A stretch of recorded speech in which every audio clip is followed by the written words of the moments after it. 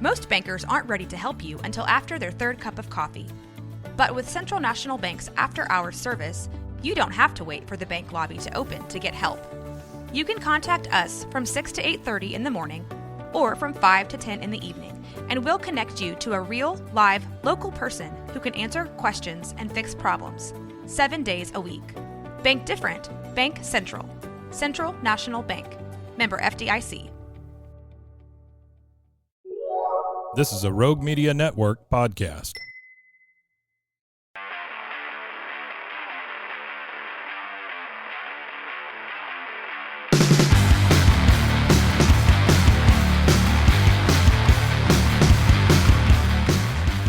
Welcome back to Season 2 of the Sober Motivation Podcast. Join me, Brad, each week as my guests and I share incredible and powerful sobriety stories. We are here to show sobriety is possible, one story at a time. Let's go. Pete, whose journey to sobriety has been nothing short of remarkable. Since November 7th, 2011, Pete has embraced a sober lifestyle. In the past, Pete found himself walking a fine line, managing to keep things together on the surface while battling inner demons. However, as time went on, the inevitable would happen, and his life would unravel. But then something changed. Pete made the courageous decision to face his addiction head-on and embark on a path of sobriety. Since that powerful moment in 2011, everything has shifted for him. Pete's commitment to stay sober has opened up a world of possibilities and allowed him to truly transform his life. Remember, sobriety is not just about abstaining from substances. It's about embracing a new way of life and unlocking the limitless potential within. So sit back, buckle up, relax, and get ready to be inspired by Pete's remarkable journey on the Sober Motivation Podcast. The Sober Buddy app. This community is one of the most supportive I've ever seen. Starting with the meeting hosts who lead with support, kindness, and understanding. When someone falls, the community rallies to help support and encourage. People from all different countries who show up as strangers leave as friends. It is a true example of community and connection. What makes Sober Buddies special is everyone is working on the same mission: to get another day sober so we can live our best lives, and to provide a safe place so no one feels they have to do it alone. Check out the app today or head over to yoursoberbuddy.com and come and join us for some of our live support groups. It's hard to find the motivation to get sober when you're in the trenches of addiction. It's easy to say I'll stop tomorrow or I'll cut back tonight. What's harder is putting action behind those words. That's why I've teamed up with SoberLink.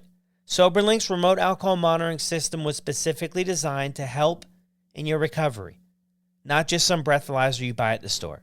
Small enough to fit in your pocket and discreet enough to use in public, SoberLink devices combine facial recognition, tamper detection, and real-time results so friends and family know instantly that you're sober and working towards your recovery goals.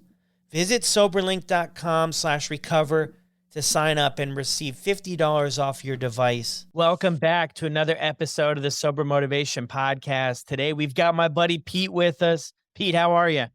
I'm actually fantastic, Brad. And, it sounds cliche, but I've been following you forever. So the fact that you invited me on this show, it means a lot. So I appreciate it. Dude, it's my pleasure. All my pleasure, Yeah. man.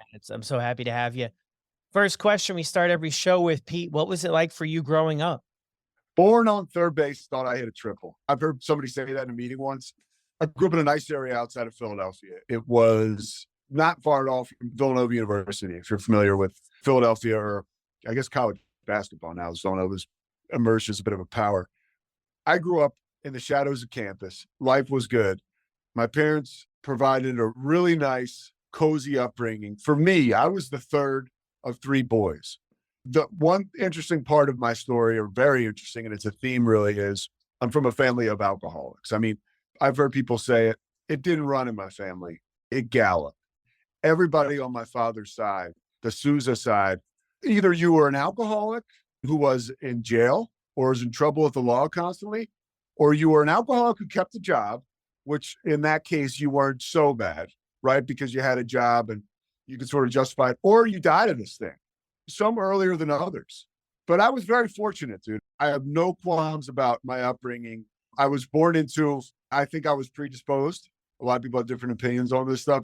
The moment alcohol touched my lips, dude, it was my first spiritual experience for sure. How was school and everything for you? When did you start playing basketball? You must have played basketball. Well, I played basketball and football. I love having this conversation with you because you and I talked earlier, so I feel like a connection. I went to grade school at a Catholic grade school outside of Philly called St. Thomas Good Counsel, and that was my first interaction with drugs. Not like I was smoking weed on the corner waiting for the bus, but I grew up in the mid to late 80s. But I was part of that generation, that first generation of, okay, let's medicate these kids that are super hyperactive. And so I was prescribed Ritalin, Adderall. And I can remember, Brad, like you mentioned school, my first experience being on something, my mom would give it to me in the morning, the Ritalin, and I would take it. And then in the afternoon, I would go to the principal's office, Sister Marie Heenan, and I would get my second dose of Ritalin. And I'm telling you, that turned me on. Like I would get done either taking it at home and get to school, or the second time I would take it at lunch. Two things happened that forever really changed me. Looking back, I had no clue at the time. One, I became kind of the placebo effect. Okay, I'm not good enough in my own skin. I need to put something in my body to be like everybody else. And two, it worked, man. I liked the way I felt. I mean, I don't remember taking it every day. Like, it's not like, Goodfellas or whatever. Like, I was like a little kid, like popping Ritalin nonstop. But I was definitely like, okay, this works. I like the way I feel. I'm good now. I'm turned on. And I think those were early indications of where I was headed. But at school, I was a good athlete. I was awkward starting out, tall, lanky kid, a lot of insecurities. I played basketball. I love basketball. I grew into my body because I'm 6'6", and I grew into my body and started to play football. And that's where I achieved like success in high school. And that really opened doors for me as far as being like popular. I use the air quotes, but accepted. I was lucky. Those two older brothers I mentioned sort of paved the way for me in high school socially, which again led to more entitlement. I didn't have to work too hard at being good at football. I started to lift weights when I saw that was a bit of an issue. I was thinner because I played defensive line. But the first consequence you talk about school, I was going to play in a high school all-star game in Philadelphia. I had gotten a scholarship to the University of Richmond, which is where I was going to school. And I go to play in this all-star game, and I've been partying with my friends, but this is the first big consequence. I was taking a lot of prescription drugs. I was taking the Adderall. I loved it. So I'm taking that before I play. I'm playing good on the Adderall. I mentioned prescription drugs. I discovered my mom's medicine cabinet. She was not an addict, but she had a lot of old prescriptions in there. And I can remember taking this stuff, just loving it, flying into high school, just lit up like a Christmas tree on Vicodin or Percocet. And nobody knew but me. And I was a good athlete, so nobody really messed with me. I go to play in this all-star game. I've been partying for a long time, as far as being a young kid, 6 months straight probably. And there's something wrong with my heart. They tell me I'm taking a physical to play in this all-star game. Like, I can't clear you to play, this doctor says. You got to go see a cardiologist, and then we'll decide if you can play, if your health is up to it.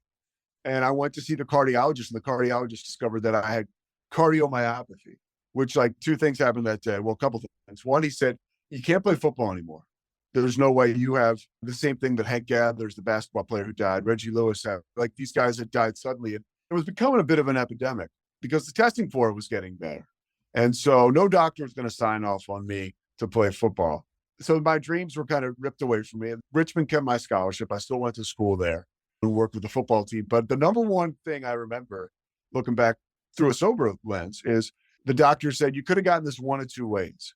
You could have gotten it through, you had a virus. It's called viral cardiomyopathy.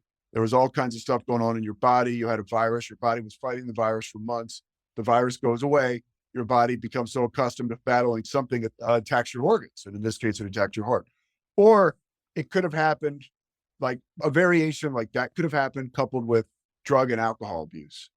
And I remember being like, I'll go with the virus. Thank you very much. Like, I was like, no way is anybody going to get in the way of me and this liquid. I remember I was more scared about losing the opportunity to drink alcohol than I was about losing out on my career in sports, which is, even to this day, sort of jarring for me to say, but it also makes sense knowing the makeup of who I am. Yeah. So the doctor mentioned that to you, and the first thing you're probably thinking is, there's no way that this cat is getting out of the bag on this one. Not this early. No way. It's getting started. Exactly. And I was still in that phase, if you can remember, where this was a gift. It hadn't turned on me. Well, it actually, see, I'm insane. I'm an alcoholic. It obviously had turned on me physically, right? But at the same time, I was really enjoying it. It was my favorite hobby. It had superseded sports. I used to like to write. I used to like to do stuff like this, like stuff on camera or like whatever. But I was like, this is my number one priority. And everything else can go to the wayside. So what happens after this? So you end up in college, and how does that look for you? I go to college and I'm afraid of taking the hard drugs. So I stay off those for a little bit. And I'm affiliated with the football team. They have me working with the team. I'm basically charting plays for the defensive coordinator during games. I'm watching game film. They did a good job of keeping me integrated and really keeping me on the tracks. I mean, the football team, the guy that coached there, this guy, Jim Reed, just an amazing coach. To honor my scholarship after that, he did not have to do that. But they knew something was up with me. Like, he would call me, like, he had a Boston accent. He'd be like, you're a social butterfly. They knew that something was up with me, you know? I got in trouble with the police. They thought we were selling marijuana. We weren't. We were just smoking the shit out of it. And they were like hot on us. They're like, you guys are selling drugs. I'm like, we're not selling drugs. We just go through this stuff like you couldn't believe, because we were driving to East Carolina and coming back with like ounces of marijuana. I was drinking all the time. I was drunk all the time. You know, school was in, right? Because I was in college, but it was out. I mean, I was away from my parents. I could party as much as I wanted to. And it was weird because it was more entitlement in a sense where, you know, the coaches on the football team, nobody went to class for me. It wasn't like I went to play, you know, USC where they were like, oh, you're a football player. Let's make sure you do great. No, but the football coaches and everybody, they do a good job of keeping you on track. You know, they don't want you to fail out. They want to see you do well. And I kind of like greased through college. I graduated on time. And, you know, I was seen as somewhat a productive guy because, again, this thing hasn't totally turned on me yet. I was getting by for a long time on a handshake and a wink and a smile. And that was just fine with me because I like just getting by as long as I can get high. Yeah, you've got that personality. Even interacting with you a couple times, I can see that that would work really well for you. The gift and the curse, dude. Yeah, to keep it Yeah. going on and not have this be such a blaring out there problem to where everybody's running and everybody's mentioning it to you.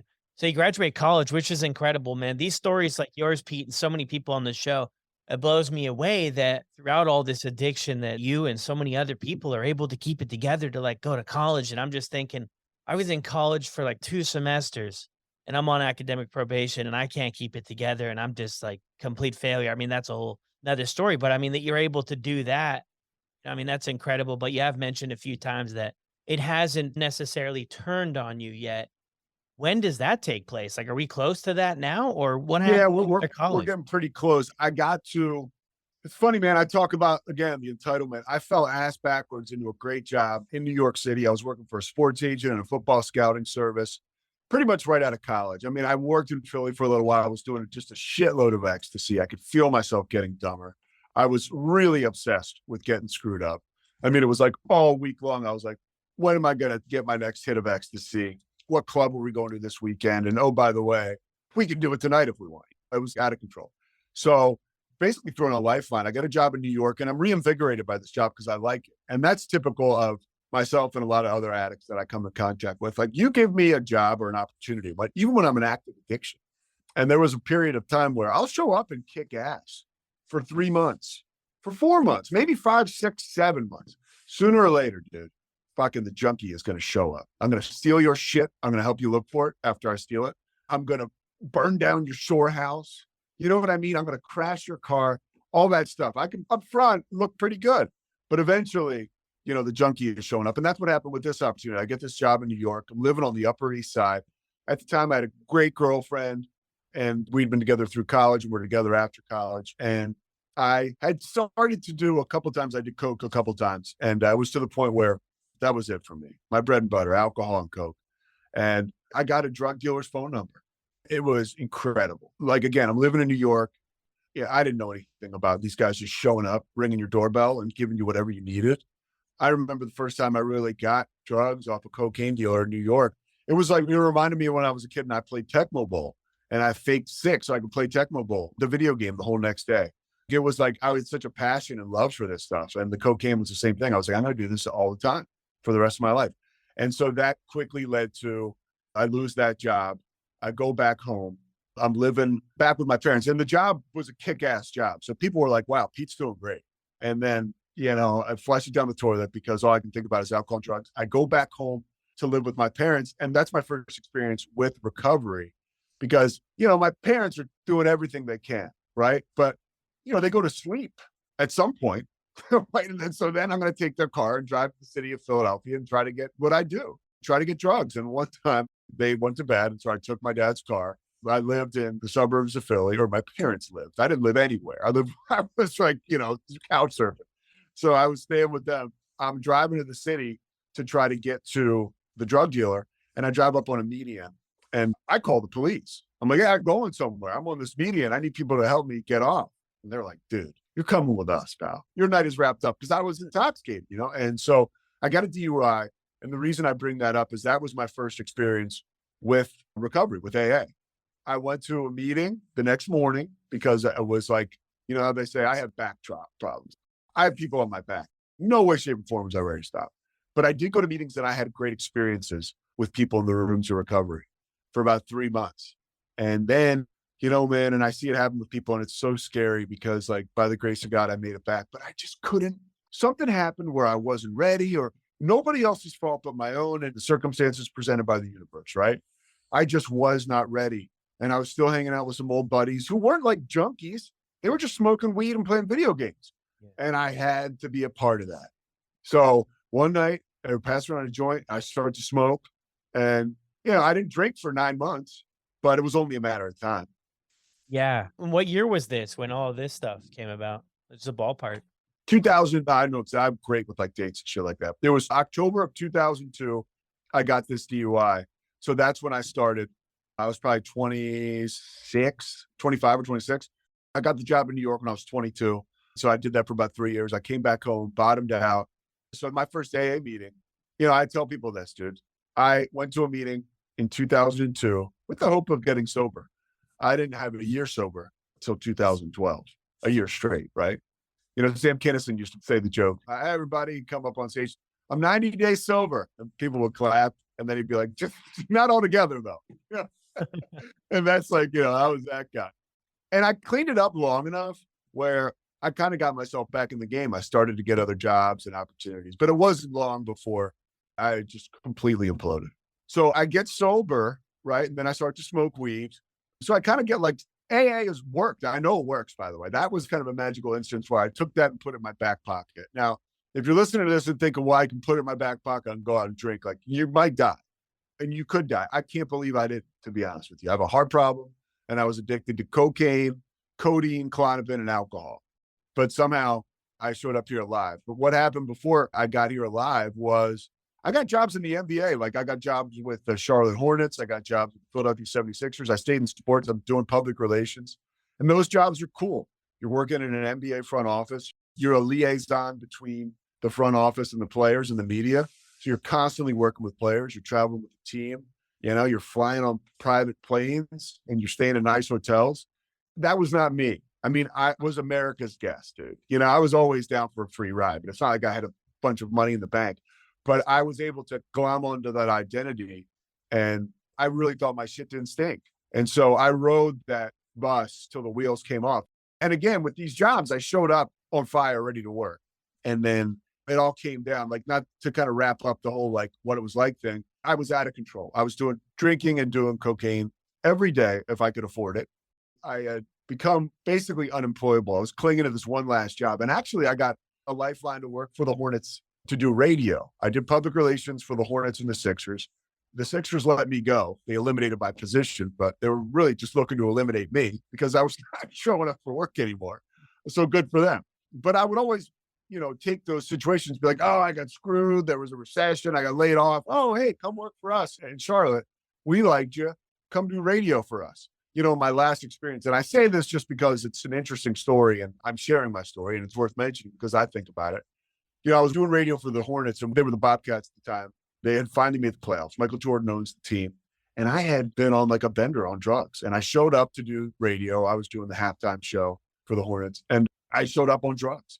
And Michael Jordan walked by me. It was a day game because he wanted to get to his seat, which was right by the bench. And he put his hand on my shoulder. And I just jumped. I was like a cat, I was like, oh, because I was so keyed up. And he kind of was like, yeah, he was cool. He just like went to his seat. But I thought to myself, even then, like the greatest basketball player in the history of the world, this is what I've always wanted to do, broadcasting for sports. I'm doing it. And all I want is to get out of here and have vodka tonic, dude. I need out of this place or off the planet. So a moment that should have been one of the most fruitful in my life was one of the worst, most fearful. And shortly after that, I was back home with my parents, and now I'm in my 30s and I'm trying to stop. I started to go to meetings again, kind of like the back problems. And this guy who had a year sober, I was like, hey, will you be my temporary sponsor? She's like, sure. So he's like, I'll pick you up tonight. We'll go to a meeting. I'm like, great. I was literally thinking I could sit next to this guy and be like high or drunk. Once again, we're going to sit at a meeting and then whatever. So he calls me. All right, I'm going to pick you up. He picks me up, takes me to a restaurant. He's like, we're going to have dinner. I'm like, shit, dude. I got to sit across from this guy for an hour and like have conversation, maybe more than that. And the guy told me his story, and his story included going to rehab. And it was his experience, right? He just looked at me, he goes, I think you should go to rehab. And I remember, dude, it was one of those things. It's like it says in the big book, right? Some of our literature in recovery. You kind of let the alcoholic think it's his own idea, getting sober. He said to me, I think you should go to rehab. Instantly, my magnificent manipulating mind was like, that's one trick I haven't tried. I was like, man, this would be pretty good. But also I remember God opening up my final window like halfway. And it was at that moment that I just fucking rolled through that window to the other side. And I'd be lying if I told you I didn't drink again. I was like, okay, I came home to my parents, my hands on my hips, like, I'm going to go to rehab. I have a great idea. They're like, thank God. Oh my God, get out of here, And they wanted to see me live. My parents were incredible. And I was like, give me a week. And then I went down to Charlotte, party for another week. And then November 6th, 2011, I checked into Cairn Treatment Center. And then November 7th, 2011, that's my sobriety date. So it was touch and go, dude. And I go back to that moment of my friend Matt. By the way, Matt is the greatest. He would tell you himself, and I'm not saying his last name. Matt was a guy who changed my life, and he has problems staying sober now.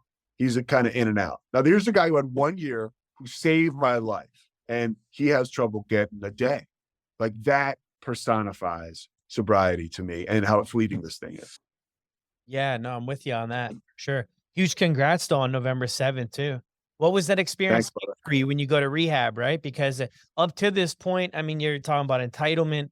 You've had these incredible opportunities. I mean, at times you're on top of the world, the other times not so much. Like, how do you go into rehab and maybe get some willingness to do things a bit different? Or did you? Well, I know I got to rehab and I didn't realize how spent I was and how done I was. And I don't think most people do. You get so wrapped up in this vicious cycle, and that's all you know. So your whole world, everybody in it, which by me at the time was like a thimble, it was like I'm holding on my pinky finger. I mean, my phone rang, dude, and Young Jeezy used to play, which I love Young Jeezy. I had no money. I think my parents were paying my cell phone bill, but I got young. I mean, that's insanity. I still think I'm some kind of baller, Young Jeezy's playing when my phone rings. Like I was off like crazy, right? So I got to rehab and that cycle was broken for me. And I needed the walls. I needed the 24-hour people there. Hey, you can't leave. Because I'm kind of a rule follower because I'm kind of scared of confrontation. So I would usually have to be on drugs or drunk to break rules, right? I mean, my first rule breaking would be, okay, I'm going to drink. But then once I got going with that, I was an outlaw. It was tough. But I was a scared little kid. So when they said, hey, you got to go to bed, I went to bed. When they said, you wake up, we got to be here at this time for this meeting, I would show up and my life started to change, dude. I started to participate. I started to open my mouth and be vulnerable. And I started to like the way I felt when I did that. And I was like, whoa. And this guy came into the rehab and he put on the board, dude, because I'm not that complicated of a guy. I'm really not. I'm just dumb enough to have gotten this. And little things along the way really gave me bursts. And this guy put 3 brains up on the board, giving some presentation at rehab. And one brain was like, okay, here's how your brain is right now. And it was totally like just charred out. You just got here, you're on drugs. Let's say you're doing cocaine like all day long or meth or heroin. And then it said, okay, here's going to be your brain in 6 months. And it had started to kind of like clear up, free up a little bit, towards that front. And the last slide was like 18 months and it was like normal. And I was like, wait a minute, dude. I was like, you're telling me like I can go to the movies and have like Reese's Pieces and a big soda, and I'm going to feel like jazzed and on fire. And the guy was like, yeah, dude. And I remember thinking, fuck it, I'm in. Like, I'm in, because I already started, remember now, it's already starting to work, right? Like, I wouldn't be sober. I wouldn't be doing this stuff if it wasn't fun and if I didn't feel good. I'd be still trying to get high somehow. Like, I literally turned it over. I was out of moves, really. And then by being out of moves, I had the gift of desperation, and it changed my life. Yeah, no, that's powerful, man. And yeah, 18 months, yeah, things heal up, right? And you go to the Yeah. movie and have that big pop that you were dreaming of, right? And be Dude, I do it. comfortable I in your do it own. now. Yeah, exactly. And be comfortable in your own skin, because that was something I was confused with too at the beginning, is because I was always uncomfortable, on edge, and it felt like my skin was crawling all the time in uncomfortable situations. I was like, how is this ever going to go away? And the only thing that would help it was the drugs and the alcohol. So to me, it was confusing. I'm like, well, it doesn't make any sense. That's what's helping me. And now, but it happens, right? That's what's supposed to get me out of all this shit. And now I'm back in it again. Like, what has happened? Yeah. So Yeah. back to the career though, of being on TV and everything like that, right? So you're on set there and you're just thinking about your next drink. How do I get out of here? Well, I was doing radio at that Right. point in time. I hadn't done TV yet. But yeah, I mean, I was in broadcast, and you could say some of the broadcasts were major. I don't know if confidence is the right word, but how do you force yourself to show up when maybe that's so far? Like, did it feel so far out of your comfort zone? Well, I'll tell you, I was always a runner. So I still work out and run today. So what I would do was I would drink. If I could run before I went to work, I would feel cleared up. And honestly, those endorphins would make me feel pretty good. And I could perform for a little bit. But a lot of times, the only way I was going to get through feeling the way I felt was by drinking and using drugs, whether I was going into work or not.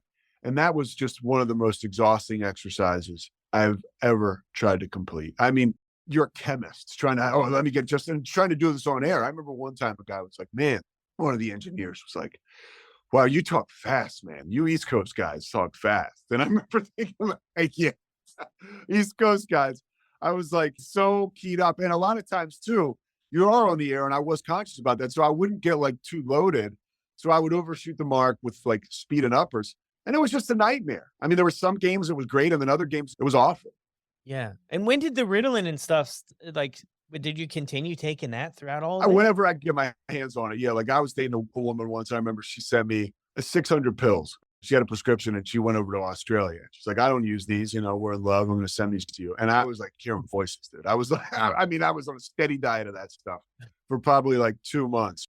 It didn't seem like a pretty long time, but I really started to lose it a little bit. So yeah, I mean, I stopped taking it like prescribed, but I was still taking it. Yeah.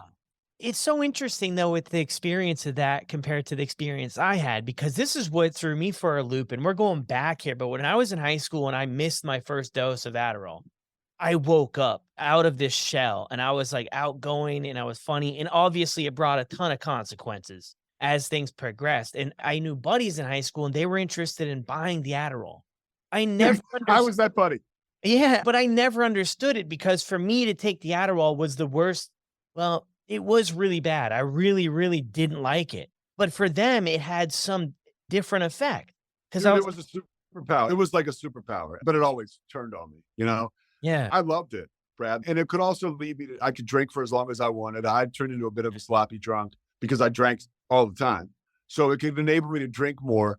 But I came to the realization, and this is when I was in the grips, even in the throes, but I didn't care. Dude, you're always going to run out of this shit. Always. No matter who you are. Superstars addicted to cocaine, heroin, whatever, opioids. You eventually run out. I mean, forget dying because you overdose. What if you run out? That's just as bad. I started to realize that, like, wow, like, you can have the biggest pile of cocaine in the world. At some point, that's going to go away. You're going to be out of your freaking mind. And by the way, it's not going to be that much fun after. It's a complete, alcohol and drugs is the biggest mind fuck that I ever created. yeah. What was the scariest thing about running out? I needed it. When I ran out, I had become so addicted to the speed and the uppers that when I ran out, all I would do was I need to get more. I really did whatever I could to get more. I mean, I would wake up in the morning and I'd be like, how am I going to get Adderall or cocaine and alcohol today? This was like towards the very end. And it was my life's work. It would become my life's work. Yeah. Was there any fear deeper? Like, I know that's the initial level of, Yeah, the withdrawals are going to set in, but is there any next level to it of like, hey, I might actually have to feel or look at where I'm at in my life if I can't distract for a bit of time? Yeah, there were relationships that had dissolved with women who were normal, and they would let me know on the way out, like, this is insane, because you really give them a backstage pass, right? If you're with somebody all the time, I mean, you can try to hide it as much as you can, but if you're a legit junkie, like somebody with a pulse and the pilot light on is going to be like, wow, like something's happening here. At least that's my experience. Sometimes I've heard people say Did you differently. wait a little bit though, Pete, before you introduced them to the madness? Or was it right? No, yeah, well, yes, some people I would hide it from, but there were other people who would party with me a little bit. And I always tell people, if you meet somebody who likes to party and do drugs like you do, and you fall in love with that person, like if you are already on the elevator down, you just got on the express. When you can look across from somebody who you care about and they're doing it and you're doing it and you're having a good time part of the time, I mean, there's a lot of, okay, we can keep doing this. For me, that led to a pretty fast implosion towards the end. I hear you. I'm with you on that. It was interesting though. When I was doing all my stuff, there was only one other person I knew that was really into it.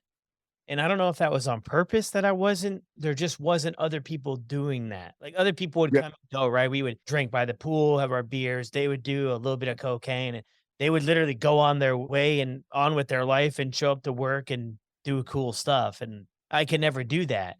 It was really weird, but yeah, I get what you're saying there though. If you get wrapped up in it, yeah, I mean, two people, I mean, you can really Oh, go a lot faster in the wrong direction. yeah, it's just two sick people. I mean, this guy, Father Bell, who used to run Karen, would say, two sickies don't make a welly. It was pretty simple, but he was like, don't meet somebody in rehab and fall in love. Like right now, it's not, not the time, you know? Did you Two do that? sickies. No, you didn't do that. No, I didn't. Okay. So in rehab, you're right. You were doing Oh, what listen to this. It gets better. So I get done. I realize in treatment, everybody is fighting going to an extended care place. I mean, it's like you get to 15 days and all you hear about is guys being like, I can't go, you know, all this bullshit about all the important stuff they had to do when they were doing coke all the time. So I remember I was thinking about, okay, I'm going to go back to my normal life, which was nothing. I had nothing to do, no job. I had a girl I was dating at the time, an unsavory character like myself. I had no place to live. I had no money. And they're like, hey, dude, you should go somewhere else. This should not be your last stop on the like institutionalized recovery bus. You should go to a halfway house, basically, a long-term care facility. And I remember, dude, Brad, I was like, I put up an argument for like a minute. I was like, all right, fuck it, I'll go. And like that was the best decision I ever made in my entire life. Because now I'm thinking, I mean, the decision I made to go to rehab, I can't tell you there was no calculus to that. It was the best break I ever got. That guy, Matt, told me that I was able to kind of feel God's grace and able to move forward with that. At this point in time, I'm actually kind of independent thinker. I'm still screwed up, but okay, I'll go. And then I went to this halfway house in Maryland, outside of Baltimore. It's called Bel Air. And I was there for 4 months. And it was like, you know, I show up, I open up the drawer. There's like an old SpaghettiOs bowl, like dried out. It's like in the top drawer where you put like, you know, your t-shirts or something. I'm like, oh, wow. And then I go to bed the first night. There's like 3 dudes in my room. You know, I wasn't above some gangster shit, but this was crazy. There were 3 guys in my room. One guy is snoring like a chainsaw. The other guy's waking up in the middle of the night, smoking cigarettes, talking to himself. And I'm like, I got to get out of here.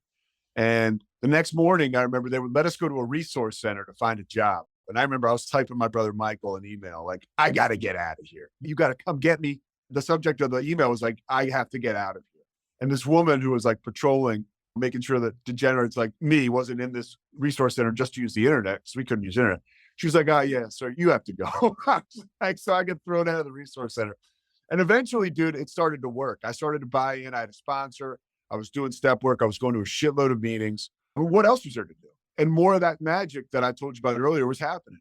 I was talking about recovery with other people in recovery, and I was loving it. And I was loving it. And I was like, wow, this is awesome. I'm getting the juice that I got from alcohol and drugs. So I was loving it. And then they were like, you got to get a job though, dude. You've been here for a month. You don't have a job. Everybody gets jobs. I was like, fuck, man. I used to work in the NBA. You know, I was an announcer and I did public relations. I was like, I'm not getting a job. Finally, you're going to have to leave. So I'd go to try to get a job. You know, the people, like sometimes I have like the mascots outside waving, like the Statue of Liberty. This place is called Liberty Tax. I was like, I'll get that job. I'd go in to get the job. The guy's like, no, we're not hiring right now. You can't get the job. I remember I was walking out. I was like, fuck, man, I can't get that job. And I remember I was leaving and the guy was like, come back in a week. Like they usually quit. It was like 35 degrees. I was like, oh my God. So then after that, I got an interview at Kentucky Fried Chicken, which was like a break. Dude, I would get interviews at Dick's Sports and get shot down. This one kid worked at Hollister's. It might as well have been like he was working on the fucking Tonight Show. It was like, oh my God, Marwan works at Hollister. Like, how could I work at Hollister? Hollister wouldn't hire me. So I got a job at KFC. And that was a huge part of my recovery because here I was, I thought I was this big shot. And now I'm in KFC. I mean, I can't work the register. I'm terrified. There's long lines, fight or flight setting in. I'm like, I gotta go to the bathroom. They're like, dude, we got 25 people here. Like, what are you doing? I'm like this grown man running into the bathroom at KFC, just stalling, whatever, And this woman who hired me, Sharika, Passwaters, and this shows like, she hired me because she knew that I was in there at a recovery center because she too had been in the same situation. So like she saw me, she's like, why are you here? I was like, oh, family. She was like, okay, whatever. And so she gives me the opportunity. By the time I left KFC, I remember this one guy came through the drive-thru, this real, people can be pricks to people that work at KFC and McDonald's and shit like that. I worked in the service industry before this, but this was pronounced because I was older. I remember this one guy was like, hello. I got the headset on. I'm doing the whole deal. I got my shirt on. It says the original. I got my name tag, Pete. Big Pete, actually. I made him put. Once I was feeling myself a little bit with recovery. And this guy's like, hello. And I'm like, I'm sorry, sir. One of the chickens got loose in the back. And the guy is like, you got chickens? You got chickens back there? I'm like, no, sir. We'll be with you in a moment. It's busy here in the kitchen. So recovery and all that stuff, it all started to happen for me. Like that was a microcosm of I can work the register and there's nothing I can't do in 5 seconds. I'm laughing, I'm having fun. Okay, I can do this. I can live a sober life. I can ask a girl out because I just worked at KFC and there was just a lot of stuff I thought I wasn't going to be able to do without alcohol and drugs. And it was a huge lie. Yeah. I was laughing pretty hard, Pete, during the whole KFC thing. I know what you're saying too. I used to work at a Burger King and it's it's extremely reckless sometimes. So I'm with you on that. What happens after this? You get the job. Now you're back into broadcasting and stuff. What was a big pivotal moment when, and you might have already mentioned it, but when you knew this was for real, like when you really believed, I can string some time together here? Yeah, I get in debates with this with my sponsor a little bit because he went to meetings. He went to a lot of meetings and he relapsed. And he still loves to go to meetings, but he's like, I don't know about meeting makers make it. For me, dude, I went to a meeting every day forever, it seemed like. And if I could get to 2, I went to 2. I had the gift of unemployment to start it all off. Everything for me spawned out of meetings. I met my sponsor there and we worked the steps. I learned how to practice prayer. I practiced faith. All that stuff for me started in meetings. So meetings was the central point. After the halfway house, I lived in Hoboken, New Jersey with another sober guy who's still sober today, who I'm buddies with. I owe him a phone call. And I was going to a shitload of meetings in New York City and in Hoboken. And I started to believe in myself. So meetings enabled me to believe in myself again. Because through meetings and through working a program, I was doing esteemable shit. So I felt good about myself. So a big pivotal moment for me was I was working in a kitchen, basically, in New York City. A job came up at what is now the NBA G League to do play-by-play for the Brooklyn Nets G League affiliate. And at the time, the guy who was the general manager of the Nets was this dude, Billy King. And Billy King, I would say he's a friend, distant friend. We're not checking on each other, but I like Billy. He was the GM when I was the Sixers. He was funny. He was there for 2 GMs. At some point, you're getting fired. He was with Philly for 10, 11 years. He finally got let go after I'd been there for a month. So Billy didn't get to know how reckless I was. He only saw the first month we talked about. So Billy had a good experience with me. He's the GM of the Brooklyn Nets. This job comes up to be play-by-play announcer for their affiliate. And I just email because I'm feeling it, dude. I'm not emailing him. I'm not drunk emailing him. I'm like, hey, Billy, pizza, whatever. I got a little bit of a demo. I'm pretty sure I told him I was sober because I was like, hey, I'm sober. At that point in time, probably been a year. And I got that job. And through getting that job, I got a job back with the Hornets, doing radio for them again. I hosted a digital pregame show. And I'm getting better at this broadcasting thing. And oh, by the way, when I'm back working for the Hornets, one game, at this point, I'm 4 years sober. Before a game, This great guy, Buzz Peterson, who works for the Hornets in the front office. He's one of Michael Jordan's best friends. Michael and Buzz are walking down the hallway before a game, and Buzz knew me just to kind of talk and chat a little bit. Buzz was like, "Hey, Pete, what's going on?" And here's Michael Jordan, who the last time I'd been in close proximity to him, he put his hand on my shoulder, and I was like freaked out. I didn't know him or again, I'd hang with him, but he was a good dude. Like, I never got any bad vibes from him, just a cool guy. So Buzz said, "Hey, what's up?" Put his hand on my back, and Michael was like, "Hey, what's up, Pete?" And put his hand on my back. Now, he didn't know my name. He just heard Buzz say it, and he knew, kind of recognized me. But I was like, holy shit, this works. I was here with my hair on fire. I wanted off the planet that one time in the playoff game, 6, 7 years ago. And now I'm back with another chance. I got a fucking new lease on life, and I earned it. I knew that I got the gift of desperation. I was sober, but I earned it through hard work, through going to meetings, through following suggestions. This was not like, hey, I'm lucky. I was like, no, I did the work. And through that, I got jobs in TV news. And then just recently, my play-by-play has really expanded. Like, I'm doing big games in the Big 12 for ESPN, football and basketball.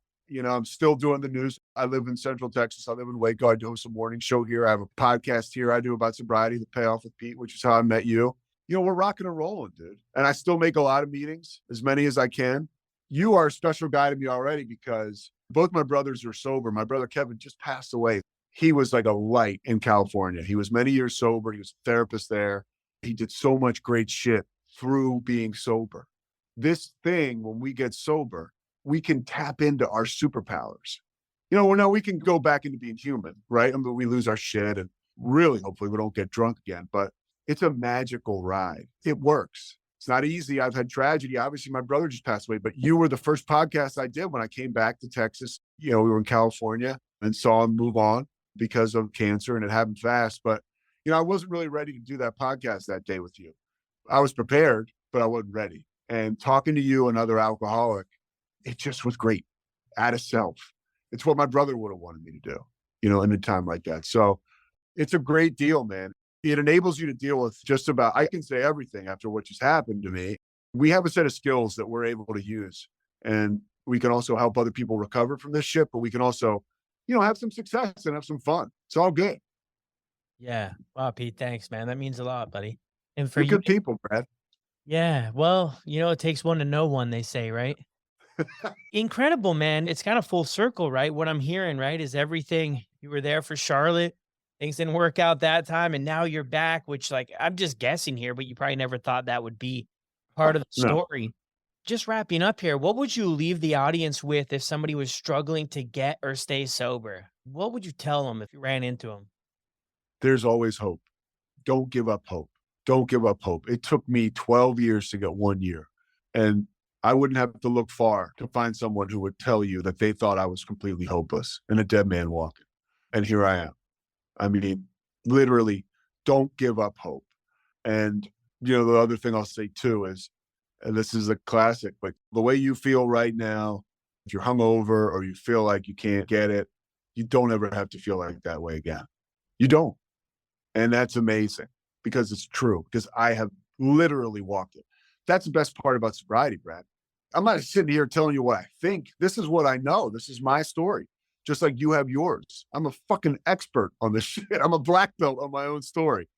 So it's something I do with confidence when I talk about recovery, including, my story. And I'm so lucky. Dude, I'm so lucky that I got this thing. I literally am in the bonus round of life.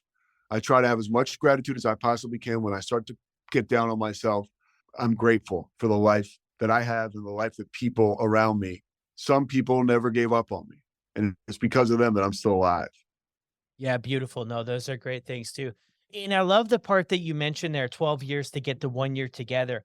And this is just my perception. I don't know what your thoughts are on this, but I feel like a lot of times when people are in that rinse and repeat cycle, they really beat themselves up and feel like it's just never going to make any sense or it's never going to work. But in my own story, every time I tried and maybe it didn't work out or I had a relapse, I learned a little something every time. And when the window opened up, I felt like I was ready just to rock and roll in a sense. And every time it kind of helped me out. So I personally just try to encourage people that if things are not always going your way, it doesn't mean that you're a failure or that you're never going to get it, because a lot of us share this story like Pete does and like I do. I mean, we didn't have podcasts and all this stuff when I was trying to figure this stuff out. But if I was on one, there would be many start overs throughout it. Yeah, I mean, this woman who's in the recovery circle, Amy Dresner's her name, and she came on my podcast probably 2 years ago. And I remember she said, the same thing you said, like people get this idea that they're never going to get it, that they're never going to get it. And she was like, I am here to tell you that is not true, because that was her story. And it's like bullshit. Get that out of your mind. You are not terminally unique. If I can get it, you can fucking get it. I promise. I'm not over here splitting atoms, dude. I'm just putting one foot in front of the other. Yeah, beautiful. Where can everybody find you at, Pete? Yeah, the podcast is on Rogue Media Network, and the podcast is called The Payoff with Pete. My Instagram and stuff, I'm not hard to find. Pete Sue's on Instagram. If anybody ever has any questions or anything about recovery, like I'm 24/7 open for business, just like Brad is, which is pretty impressive. Trying to keep pace with you, because you really are incredible how you carry the message and how you put these things out at such a quick, feverish pace. And I love it, man. I consume them and I appreciate what you're doing, dude. Thanks, buddy. Yeah, everybody go and check out Pete. He's incredible. He's doing some more play-by-play. I want to have another conversation with you another time about the play-by-play. Yeah, Brad, you're the best, dude. Yeah, thank you. Wow, that was nothing short of incredible. Be sure to go check Pete out. The Payoff with Pete is the name of his podcast. He has some incredible guests, and he himself is incredible, as we just heard. Send him a message on Instagram, too. Let him know that you appreciate him coming on the podcast and sharing his story, and if you can relate to any part of it, be sure to let him know and give him a big thank you. And to all of you, thank you so much for the support. Thank you for making all of this so possible, and thank you for helping me get these stories out there to the world in hopes that we can just bring some hope to somebody's life, that they can too find a way out. I love what Pete ended there with. We're not that unique. We are, but we aren't. Thanks so much for listening to The Payoff with Pete. Once again, I'm Pete Souza. And of course, we are part of the Rogue Media Network. All kinds of good podcasts you can find at roguemedianetwork.com. And of course, you can find this podcast and all those other ones wherever you get your podcasts, iTunes, Spotify, other spots like that.